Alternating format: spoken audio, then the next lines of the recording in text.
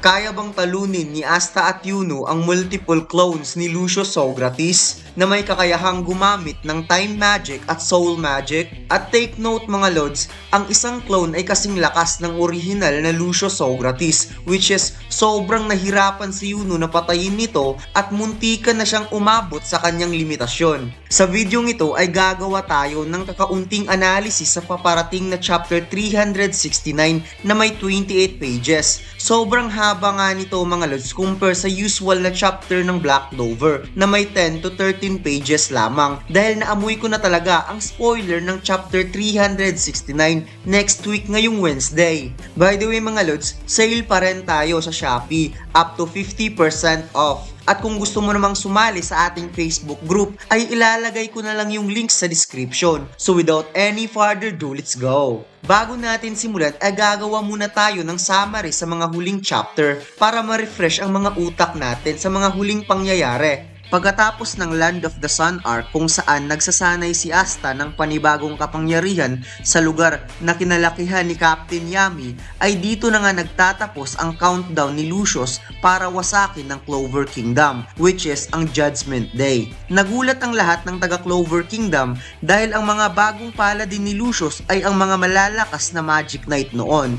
Ito nga sina Aesir Selva, ang Dancing Princess of the Clover Kingdom, at ang kambal ni Vice Captain Nak na si Morgan na may light magic. Sa pagharap ni Captain Jack at Captain Yami sa paladin na si Morgan ay inakala ni Jack na si Nak ito at tinraidor silang lahat, kaya hindi niya namalayan ang pag-atake nito dahil kasing bilis ito ng liwanag, kung kaya nagkaroon ng malaking butas ang katawan ni Jack sa ginawang atake ni Morgan. Huli nang nalaman ni Jack na hindi pala si Nak ang kanilang kaharap, kundi ang kambal pala nito na matagal ng patay. Sa tingin ko nga dito mga lods, hindi sana mamamatay itong si Jack kung alam niyang si Morgan ang kanilang kaharap. Akala niya kasi si Nak na may shadow magic. Sa huling chapter ay nakita nating hindi kinaya ni Captain Yami ang lakas ni Morgan dahil mayroon itong pangalawang magic na ibinigay ni Lucius sa kanya. Ito nga ang magic ng Supreme Devil na si Lucifugus, ang Dark Magic. Nakita nga natin na may hawak na dalawang espada itong si Morgan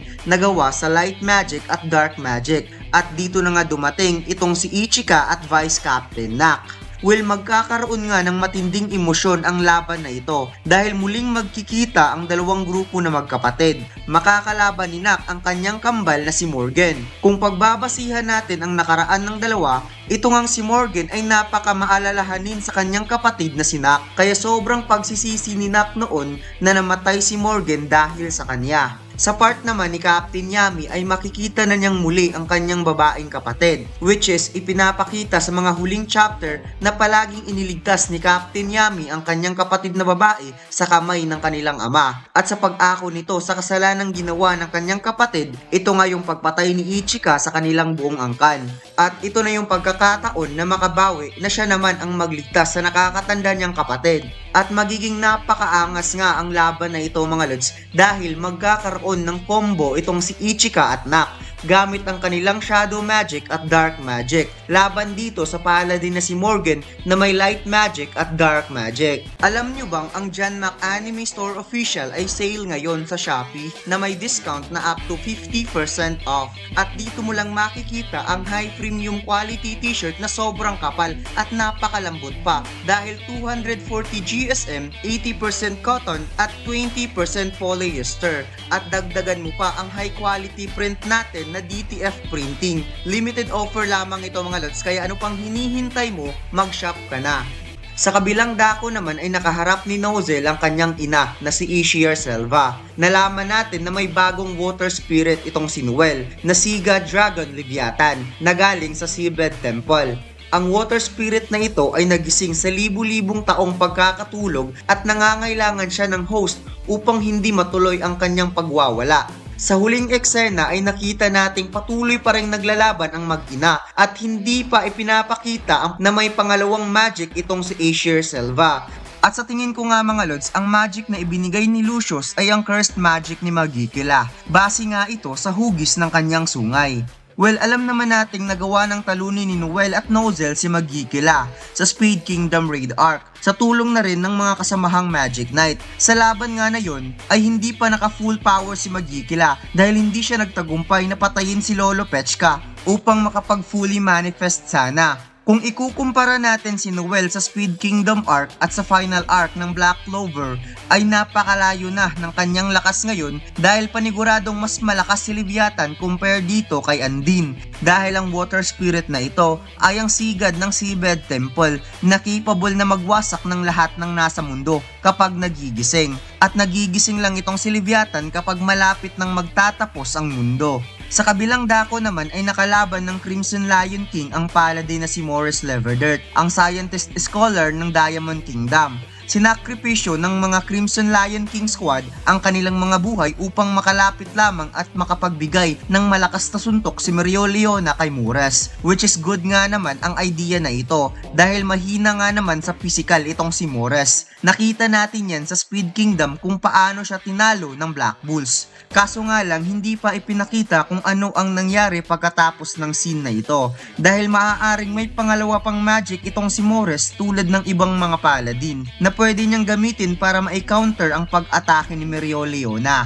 At sa laban naman sa pagitan ni Yuno at Lucius ay nalaman natin na fake lang pala o isang clone ang napatay ni Yuno. Sobra pa namang nahirapan si Yuno na talunin ng isang clone ni Lucius dahil kaya nitong gamitin ang dalawang kapangyarihan mismo ni Lucius which is ang Time Magic at Soul Magic. Pagkatapos nga nito ay dito na sinimulan ni Lucius na wasakin ng Clover Kingdom na makikitang nagsisitaasan ng mga gusali at bahay doon sa Noble Realm na parang ginamit niya ang Gravity Magic since alam naman nating ang 100% devil power ni Lucifero ay nakuha ni Lucius sa pamamagitan ng pagdigest sa puso ng isang Supreme Devil.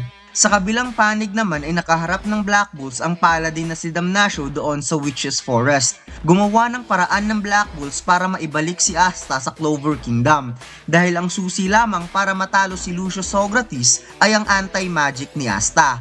Sa tulong ng tatlong pinakamalakas na witch sa kasaysayan ng Witch's Forest na sina Captain Dorothy, Witch Queen at Vanessa ay magagawa nilang mahanap si Asta sa pamamagitan ng Door of Fate ni Captain Dorothy sa tulong ng special magic ni Finral. Ngunit nalaman nga ito ni Lucius na gagawa ng hakbang ang Black Bulls upang maibalik si Asta. Kaya ipinadala niya si Damnatio sa Witch's Forest upang pigilan ito. Hinarap ng ibang Black Bull member si Damnatio upang magpatuloy ang ritual para maibalik si Asta. Subalit hindi nila ito kinaya dahil si Damnatio ay may pangalawang kapangyarihan na galing sa isang Supreme Devil na si Baal.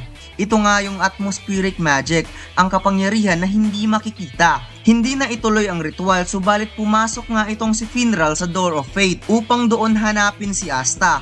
Successful naman ang naisip ni Finral dahil nagawa niyang maibalik si Asta sa Clover Kingdom kasama ang kapatid ni Captain Yami na si Ichika. Tinalo ni Asta si Damnatio sa isang atake lamang gamit ang bago niyang kapangyarihan na tinatawag na Zeten.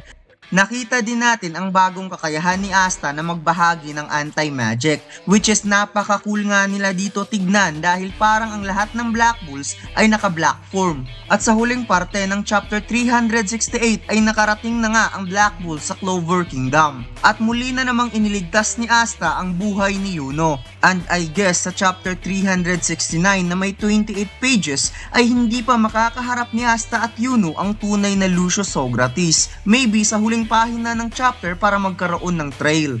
At sana bibigyan tayo ng kaunting hint kung nasaan nga ba ngayon si Astaroth at ano ang istorya sa likod ng kanyang pagkawala dahil walang ibang makakasagot sa katanungan na yon kundi si Lucius Socrates lamang kung bakit nagagawa niyang gamitin ng time magic na ni minsan hindi natin nakikitang nakakausap niya ang Supreme Devil na si Astaroth at bakit ang time magic lamang ang may grimoire sa tatlong namumuno na Supreme Devil sa mundo ng Underworld. At posible nga bang ma-share ni Asta ang kanyang anti-magic sa lahat? Well, sa tingin ko nga mga lods, baka mangyari talaga yan dahil ang wind magic ni Yuno ay nagagamit para mapalakas ang magic ng lahat ng mga Magic Knight. Kaya di malayong ma-share din ni Asta ang anti-magic sa lahat o di kaya sa mga main character lamang like Yuno, Mereoleona at iba pa. Pero para sa akin mga lods, mas maganda talaga kung sa Black Bulls lamang ma-share ni Asta ang kanyang anti-magic since sila nga yung pinakamaangas na squad sa lahat.